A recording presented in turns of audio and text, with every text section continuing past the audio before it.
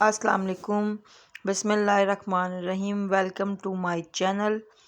उम्मीद है कि आप सब खैरियत से होंगे। आज हम बनाएंगे आलू अंडे का सालन। ये हमने तकरीबन आलू लिए हैं, 1 से 1.25 किलो आलू हैं। इनको हमने क्यूब की शक्ल में काट लिया है। ये तकरीबन 3 बड़े प्याज हैं, इनको हमने स्लाइसिस की शक्ल में काटा है।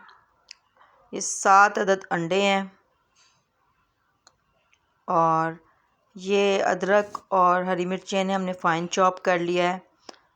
ये हाफ टेबल स्पून ज़ीरा और मेथी दाना है और साबुत मिर्च है। इसे हम तड़के के लिए यूज़ करेंगे। ये मसाला जात है। ये सूखा धनिया 1 टेबल स्पून, आधी चम्मच काली मिर्च, हल्दी, सुर्ख धनिया, अदरक पाउडर, गरम मसाला और चिली फ्लेक्स, और बाकी ये नमक है तकरीबन 1 टेबल स्पून से थोड़ा ज़्यादा। आप अपने टेस्ट के मुताबिक भी डाल सकते हैं, जैसा आपको पसंद है, हल्का या तेज़। चलिए अब हम आते हैं कुकिंग की तरफ।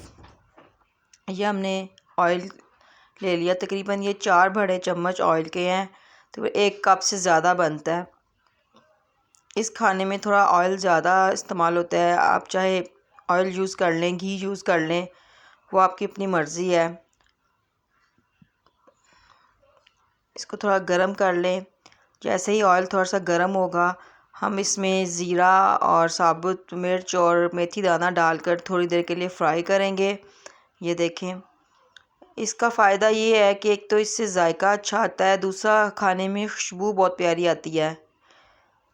इनको थोड़ी देर के लिए हमने फ्राई करना है।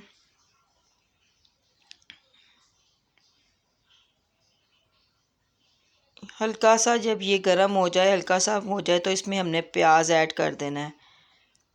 ये देखें, प्याज को हमने बहुत ज़्यादा ब्राउन नहीं करना, डार्क ब्राउन नहीं करना। इसको हमने हल्का सा सुनहरी करना है, इसका पानी खुश्क करना है बस। कि यानी कि ये जैसा ऑमलेट के लिए हम बनाते हैं, ऑमलेट के लिए भी हम प्याज को ब्राउन नहीं करते, सिर्फ हल्का सा उसका कलर चेंज करते हैं। तो ये देखें, इसकी आहिस्ता आहिस्ता पानी ख़त्म हो रहा है।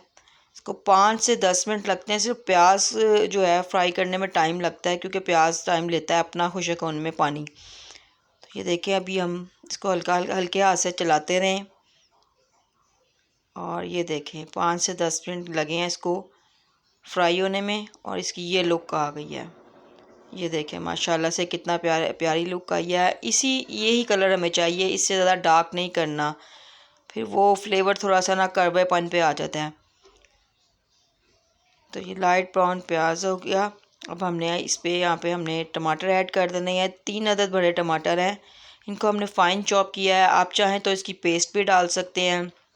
कुछ लोग खड़ा मसाला पसंद नहीं करते, बच्चे पसंद नहीं करते, तो वो लोग इसको ग्राइंड कर पेस्ट बना कर भी इसमें ब्लेंडर में पेस्ट बना लें और वो ऐड कर दें, तो वो भी चल जाता है।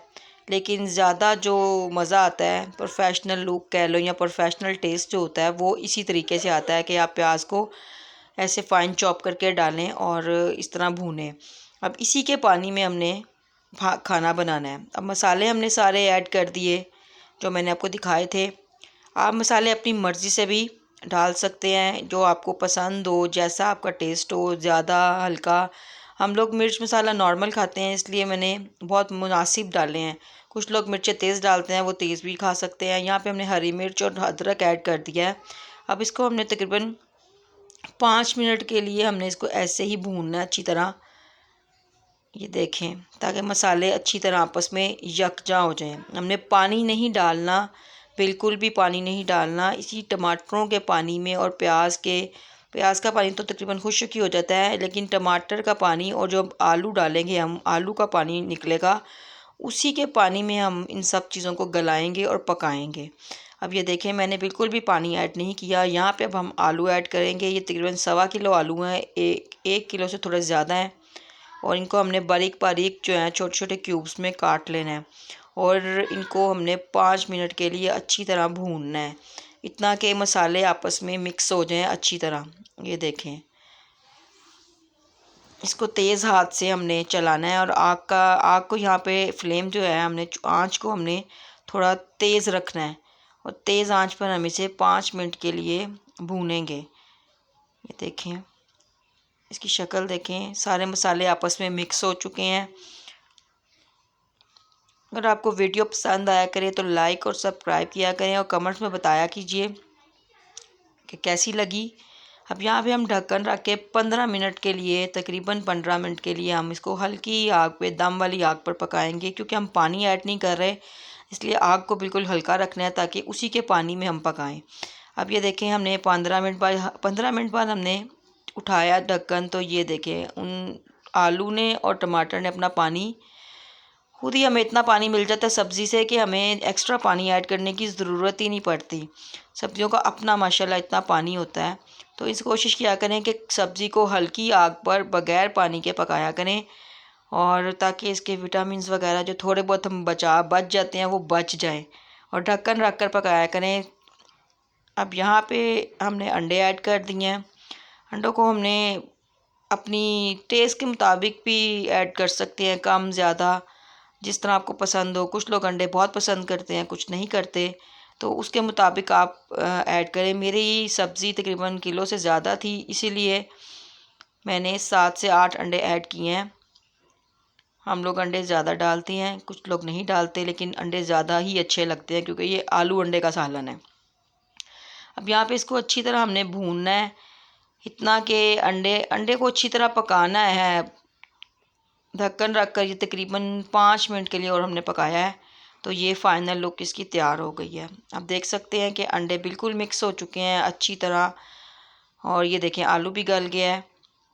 हमने पानी ऐड नहीं किया, ये बग़ैर पानी के बने हैं, अपने ही पानी में। अंडों को अच्छी तरह यहाँ पर भूनना है, अंडे कच्चे ना रह जाएं, क्योंकि अगर अंडे कच्चे रह जाएंगे तो उसमें थोड़ी सी स्मेल रह जाएगी, जो कि फिर खाने को मज़ेदार नहीं रहने देगी, मज़ा नहीं आएगा। बू नहीं होनी चाहिए अंडे की। ये देखिए अंडे की सफ़ेदी और जर्दी आपको अलग अलग नज़र आ रही होगी। माशाल्लाह, खाना बनाना आसान काम है, बस थोड़ा सा तवज्जो का मामला होता है। आप तवज्जो दें।